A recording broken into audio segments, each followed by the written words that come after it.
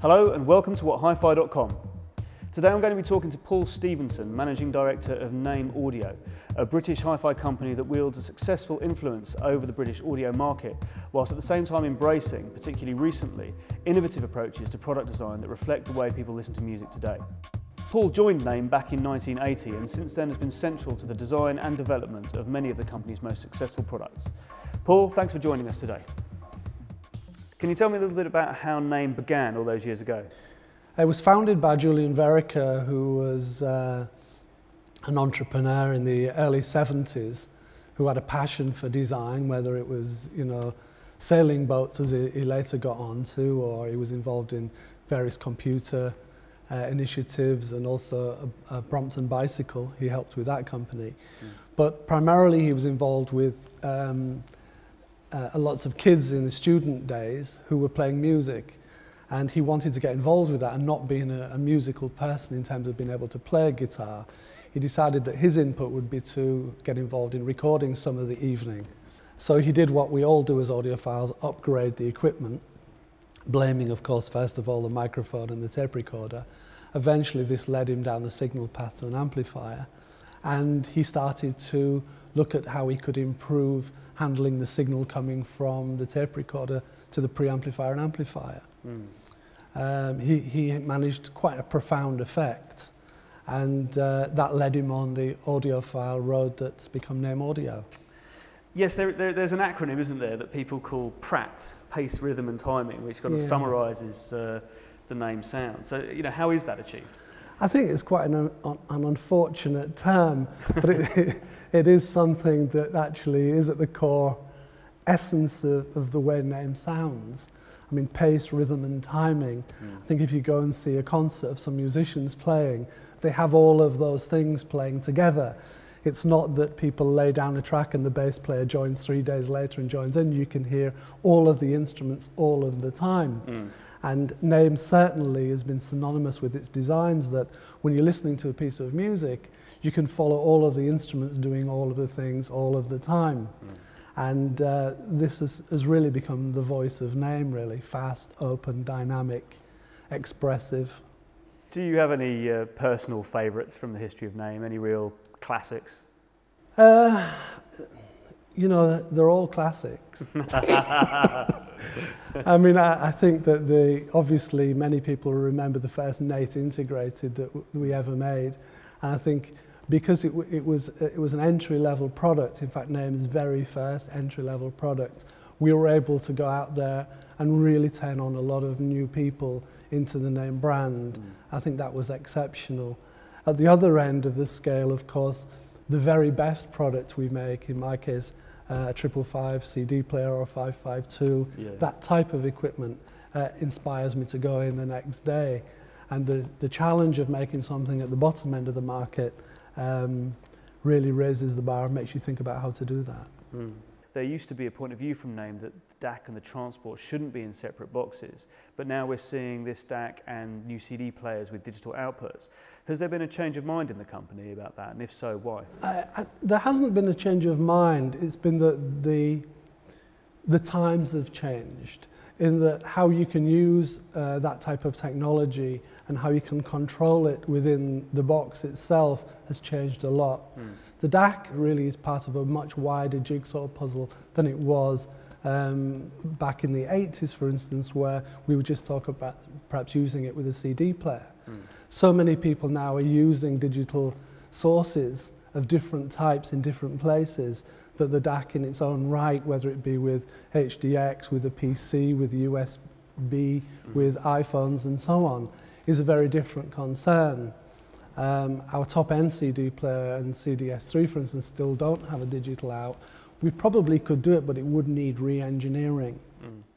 But how does that affect the hierarchy of products in the Naim range? I mean, what effect does it have on the way you advise consumers on system matching? I mean, it complicates things, doesn't it? I think it does. I mean, I think source first still counts. And you have to take an approach is, so what's your source? And if it happens to be that you're still playing vinyl, then clearly the DAC isn't for you at that rate. But if you're PC orientated or HDX, for example, then putting the DAC with that sort of component to improve the front end is clearly the way to go. There have been two products that have caused quite a splash in recent times in terms of their being very cutting edge and really embracing the culture of digital downloads. I'm thinking of the HDX and the Naim Unity. Can you tell me a little about the planning and thought that went into those two products? I think that, you know, we're in a position in the industry now where we can almost start celebrating again that, you know, the music business is back in business. I think that we've all seen the figures about CD falling, CD sales, but yet download is on the increase. It means more people are listening to more music perhaps than ever before, just in different ways, in different places. And it clearly meant that we needed to look at this option from our customers' perspective. Not only our customers, but what we at Naim do ourselves with our families and how we listen to music at home. And this is a mix of whether it's vinyl, whether it's download, or even CD replay. Learning to make a hard disk player was an important part of the evolution of us understanding digital technology and how people might be using and are using computer files now. So we had to understand just what was going on in this hard disk world or a download world. Yes, we wrote in our review of the HDX that sometimes when ripping CDs to the hard drive that the resulting rip sounds not just as good as the CD, but in many cases sounds even better, which is due to error correction in the ripping process. I think it's interesting that that really promotes the idea that, that music based on a hard disk drive can actually be very, very faithful to the idea of sonic quality. I mean, it was certainly one of the huge challenge for the team. And not only getting the ripping part of it, you know, the storage itself, the control interface, the power supplies, and certainly in terms of the HDX, putting all that in one box. So many different disciplines, intrinsically a very noisy environment to control, meant there were lots of challenges to define the sound, but certainly starting again from source first, the ripping engine was extremely important in having that under control. And our choice of DVD drives for the ripping was paramount. So on that note then, tell me a little bit about the Naim Unity, because from that point of view, taking a step into the world of virtual wireless streaming must have seemed like a potential nightmare. Well, you know, from one hand where we have the HDX, which has local storage, this is a product which has no storage and has UPnP, universal plug and play, standards with the product. And again, we could see that certainly in my case, with my family and my daughter, she's never going to go and buy a CD, probably. Everything was downloaded and everything goes to a computer, and certainly understanding replay and having something like a Naim product where you can get a computer file into that is a fantastic experience.